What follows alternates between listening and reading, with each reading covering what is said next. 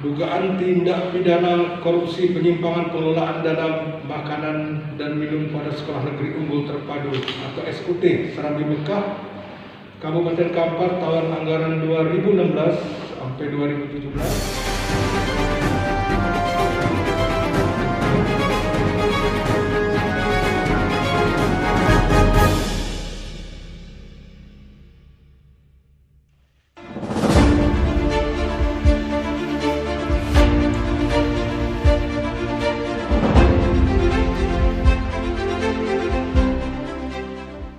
Kejaksaan Negeri Kampar melakukan penahanan terhadap tersangka oknum PPTK yang berinisial S dalam dugaan penyimpangan pengelolaan dana makan minum tahun anggaran 2016/2017 di Sekolah Negeri Unggul Terpadu, SUT Serambi Mekah, Kabupaten Kampar, Rabu tanggal 18 November tahun 2020. Sebelumnya, Kejaksaan Negeri Kampar melalui Seksi Tindak Pidana Khusus Pitsus telah menetapkan seorang oknum PPTK berinisial S sebagai tersangka yang sebelumnya sebagai mantan Kasubag Umum di Dikpora Kabupaten Kampar dan tidak menutup kemungkinan ada tersangka-tersangka baru. Kepala Kejaksaan Negeri Kampar Suhendri SH, MH, saat konferensi pers yang juga didampingi Kasih Intel Silvanus RSSH, MH, Kasih Pitsus Amri Rahmanto, SH, MH membenarkan, dikatakannya bahwa saat ini kita sudah melakukan penahan terhadap tersangka berinisial S berdasarkan hasil pemeriksaan yang dilakukan oleh Badan Pengawasan Keuangan dan Pembangunan, BPKP Perwakilan Provinsi Riau ditemukan kerugian negara sebesar Rp346.596.253.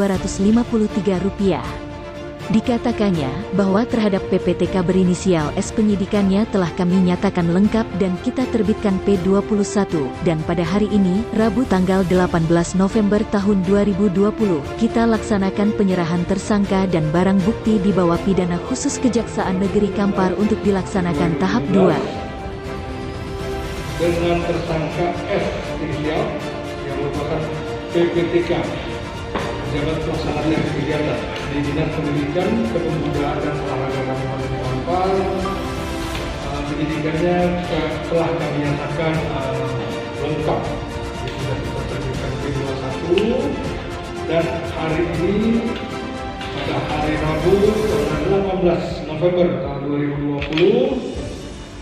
Kemudian diverifikasi sebentar, tersangka kita lakukan penahanan dari tanggal 18 November sampai tanggal 17 Desember selama 20 hari. Sebelumnya tersangka inisial S dibawa ke Rutan Polres Kampar. Tersangka dilakukan rapid test terlebih dahulu, mengingat pada saat ini masih dalam pandemi COVID-19, sambung Kajari Kampar Suhendri.